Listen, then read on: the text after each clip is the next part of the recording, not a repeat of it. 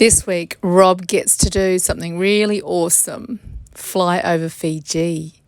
But we do get to swim with manta rays after I get back from Australia. I did say that I wouldn't do anything awesome But while you're away. what did you get up to? Well, a mate came for a cup of coffee. So he flew one of his Cessnas over here to just landed at that little airstrip over there. And we had a cup of coffee at the restaurant. Well, that's not that exciting. So we went up and had a bit of a fly around in his Cessna. Yeah.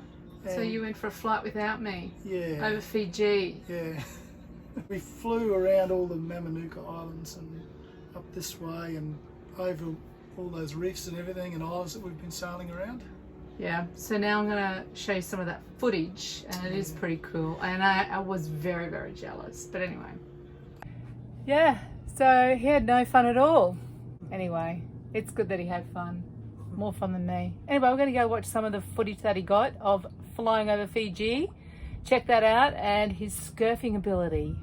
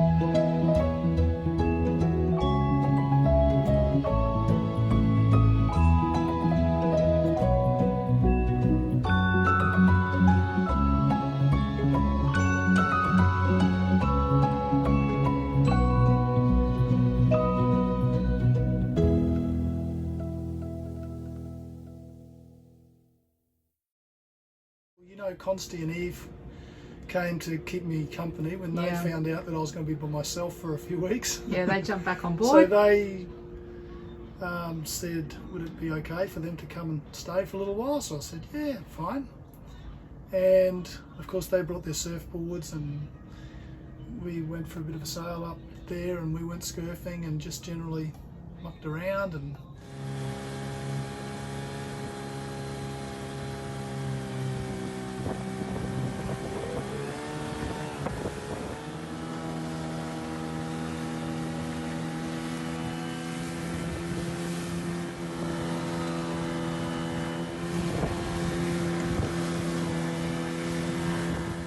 So I'm back on Jaygo, and we have just come in to Muscat Cove. And yeah, so I was away with my mum and my family, my dad, and my mum was very sick, so I had to go back to Australia and be with her. She went into intensive care, and now she's just waiting for an operation. So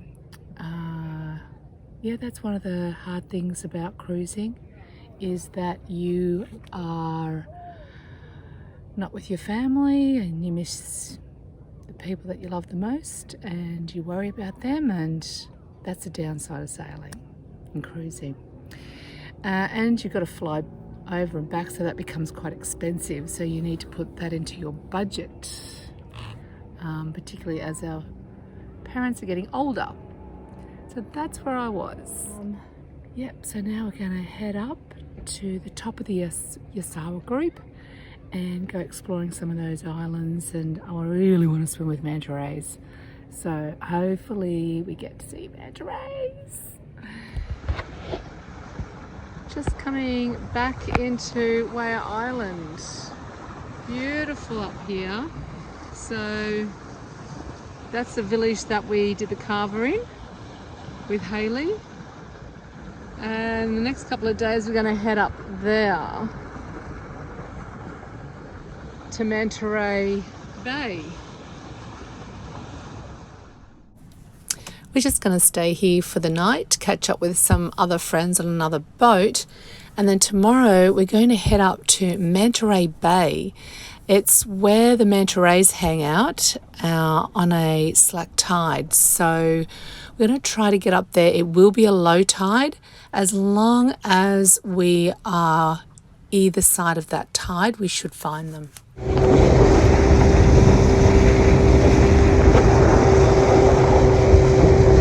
This is the pass here for the manta rays. Oh yeah, it is shallow.